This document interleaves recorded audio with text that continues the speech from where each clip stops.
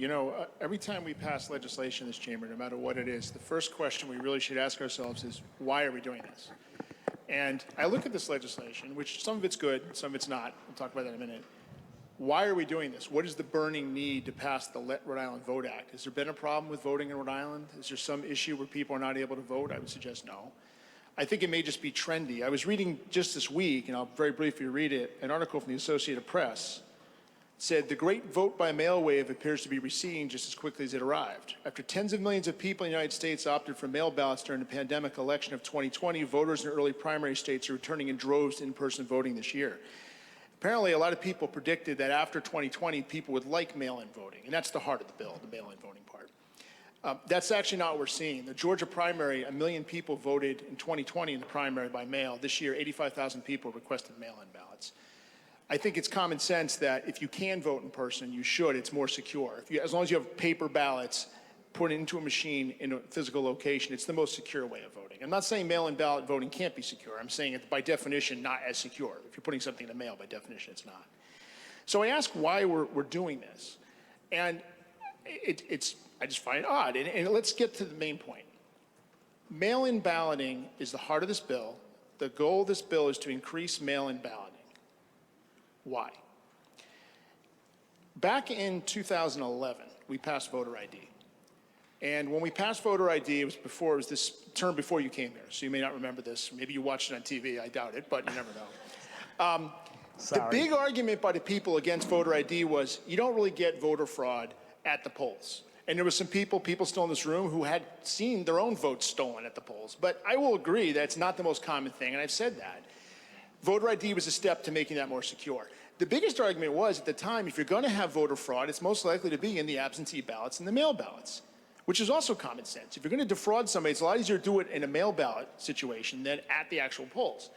I myself, and I wrote about this in the Providence Journal in 2015, I was actually the victim of absentee ballot fraud. I won't go into the details now in the interest of time. If anybody's curious about the details, you can talk to me afterwards. But in 2014 election, statistically, you could see exactly what happened. The smallest precinct in North Smithfield happens to be the only precinct with a nursing home.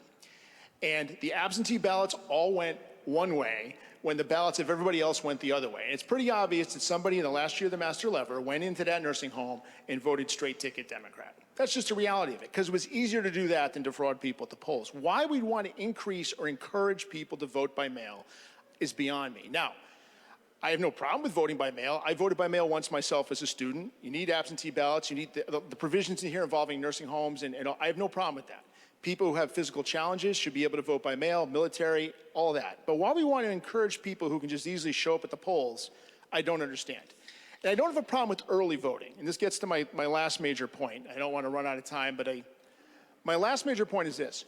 Early voting, if you'd asked me 15 years ago, I didn't like the idea. But you know what? A lot of people can't vote on election day. I get it. They have to work, whatever. Early voting for 3, 4, 5 days in person, I have no problem with that.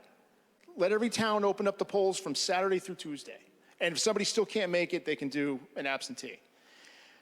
But 3 weeks, Mr. Speaker. This is Rhode Island. Our election cycles here are very compressed. That's a good thing, by the way. I can't believe people have to run for office, and president, it's 4 years they're running. Governor, well, in this state, even people running for governor for 8 years in this state, in one case. But the truth is, our election cycles are, in fact, compressed, and that's good. We shouldn't be campaigning all the time. But when the primary is in September, right after Labor Day, and declarations are in June, and the general election's in November, you have 7 or 8 week cycles. When you have voting starting 3 weeks before Election Day, which is what this is trying to encourage happening, what you're doing, and I don't think this is the intent, but the effect of this bill is it's an Incumbency Protection Act. Okay?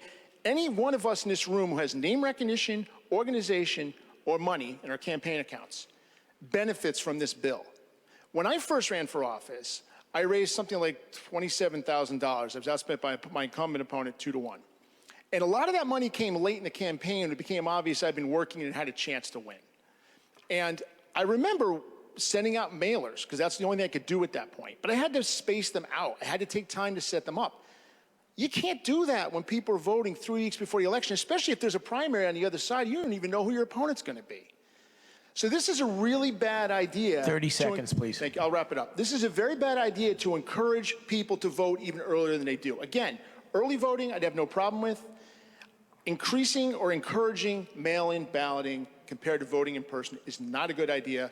There's a lot of other good things in this bill that I would support, but I can't support the legislation for all those reasons.